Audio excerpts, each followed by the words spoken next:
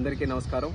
నూతనంగా ఏర్పడిన కేంద్ర ప్రభుత్వంలో కేంద్ర మంత్రిగా పనిచేసే అవకాశం దక్కినందుకు చాలా ఆనందంగా ఉంది. మరి ఈ ఆనందానికి కారణమైనటువంటి ఎంతో మందికి నేను ధన్యవాదాలు తెలియజేసుకోవాల్సినటువంటి అవసరం ఉంది. అందులో ముఖ్యంగా ఈరోజు తలుచుకోవాల్సినటువంటి వ్యక్తి మా తండ్రి గారు స్వర్గీయ కింజరాపు ఎర్రన్నాయుడు గారు. ఆయన చనిపోయిన దగ్గర నుంచి కూడా నాకు నిరంతరం వెన్ను తట్టుతూ పైనుంచి ఆశీర్వాదం ఎప్పుడు కూడా అందిస్తూనే ఉన్నారు.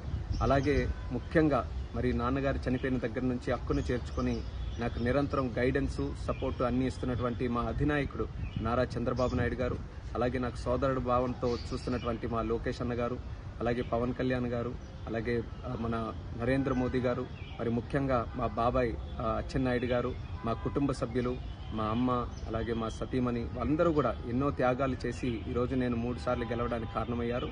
మరి ఈరోజు ఇంత స్థానంలో ఉన్నానంటే దానికి ప్రత్యేకమైనటువంటి కారణం మా శ్రీకాకుళం జిల్లా ప్రజలు. మీరు నా మీద చూపిస్తున్నటువంటి ప్రేమ, అభిమానం ఎంతవరకు తీసుకొని వచ్చిందో ఈరోజు ప్రత్యేకంగా మీరందరూ కూడా చూస్తున్నారు. దానికి మా శ్రీకాకుళం జిల్లా ప్రజలందరికీ కూడా శిరస్సు వంచి పాదాభివందనం తెలియజేసుకుంటున్నాను. అలాగే తెలుగు ప్రజలు, తెలుగుదేశం పార్టీ కార్యకర్తలు, జనసేన, భారతీయ జనతా పార్టీ కార్యకర్తలు అందరూ కూడా కలిసికట్టుగా మొన్న ఎన్నికల్లో పోటీ చేసి ఒక హిస్టారిక్ విక్టరీని, ల్యాండ్ స్లైడ్ విక్టరీని ఎన్డీఏ ప్రభుత్వానికి రాష్ట్రంలో, కేంద్రంలో ఇవ్వడం జరిగింది. దాని కారణంగానే ఈరోజు ఆంధ్రప్రదేశ్ రాష్ట్ర భవిష్యత్తు చాలా ఉజ్వలంగా ఈరోజు మనందరికీ కూడా కనిపిస్తుంది.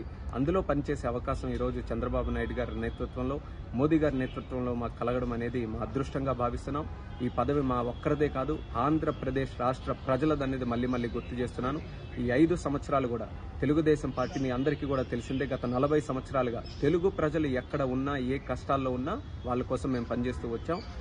ఈ 5 సంవత్సరాలు కూడా మీకు ఇచ్చినటువంటి హామీలు, మేనిఫెస్టోలు, అలాగే మీకు ఇచ్చిన ఇన్సూరెన్సెస్ అన్ని కూడా ఫుల్ఫిల్ చేయడానికి రాష్ట్ర ప్రభుత్వం తరఫున, కేంద్ర ప్రభుత్వం తరఫున మా యొక్క సహాయ సహకారాలన్నీ కూడా శక్తి వంచన లేకుండా పనిచేసి మీ అందరికీ కూడా న్యాయం చేయడానికి, మన రాష్ట్రాన్ని అభివృద్ధి చేయడానికి మేము అందరం కూడా కష్టపడతామని తెలియజేసుకుంటున్నాం.